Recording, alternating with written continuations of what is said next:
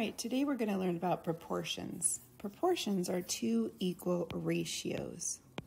We learned last week that a ratio is just a fraction. And when we have a proportion, the cross products are equal.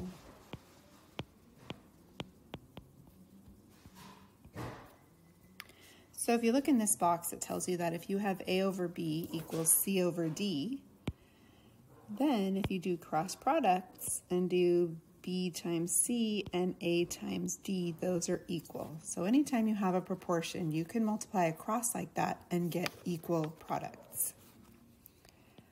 One thing they could ask you is if two fractions make a proportion, and you would use cross products to find out. So if we multiply across, 2 times 8 is 16, and 4 times 4 is also 16. So we could say that yes, this is a proportion because the cross products are equal. If we do that right here and we multiply across, I know that 22 times 20 is 440. And if I use my calculator, I can find that the product of 27.5 and 16 is also 440. So that's another example of a proportion because the cross products are equal. We can do it again down here, do cross products. I know 30 times 4 is 120 because 3 times 4 is 12.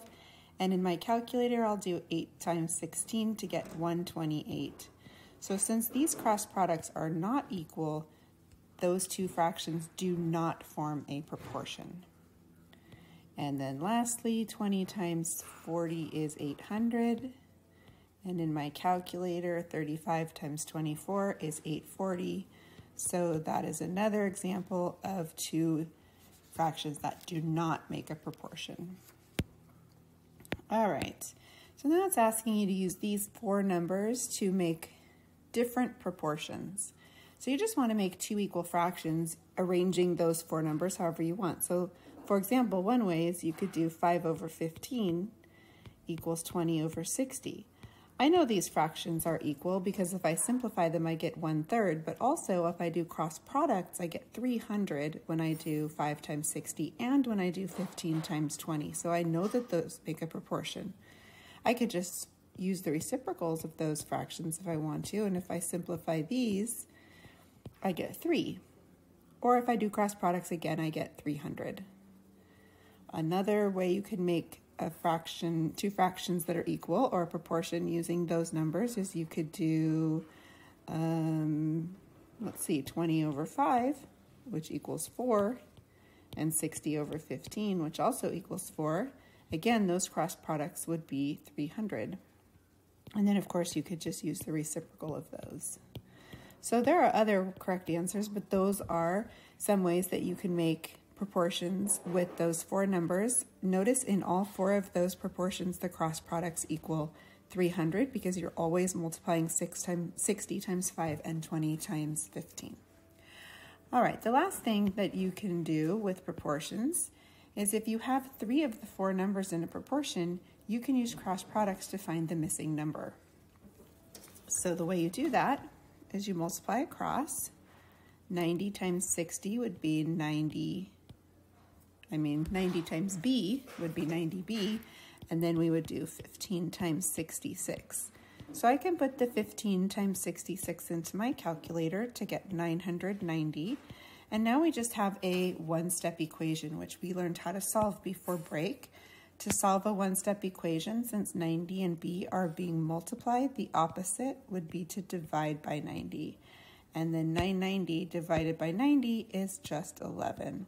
You might have been able to solve this proportion in your head because we know that 15 times 6 is 90, and so we need an 11 times 6 to get 66. But I still want you to write an equation using cross products. Sometimes you won't be able to do it in your head, like the next two examples have decimals, and you probably wouldn't be able to do those in your head, so it's good to know the correct method. So we're going to use cross products again. It doesn't matter if you put the 9n on the left or the 9n on the right of the equation. I always like to have the variable on the left, so I'm just always going to put the term with the variable on the left. In my calculator, 3.2 times 36 is 115.2.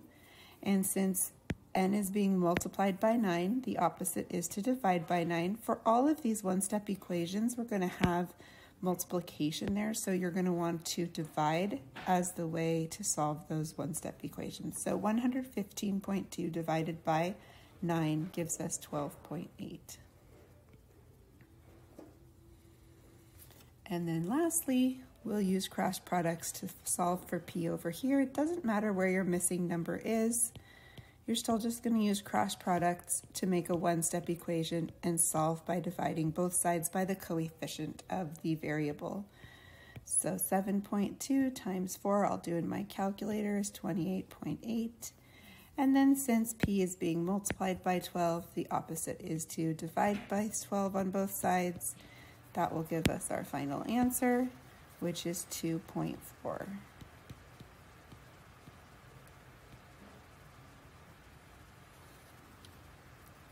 All right, so here are our notes. If you printed them on both sides and folded them up into a cute foldable, they're going to go on page 26 in your I&V. I can show you what mine look like. So here are my notes on page 26. They fold up like this. Of course, if you didn't print it back to back, it's okay just to print one side and glue them flat. It's also okay if you don't have a printer to just simply copy the notes onto page 26.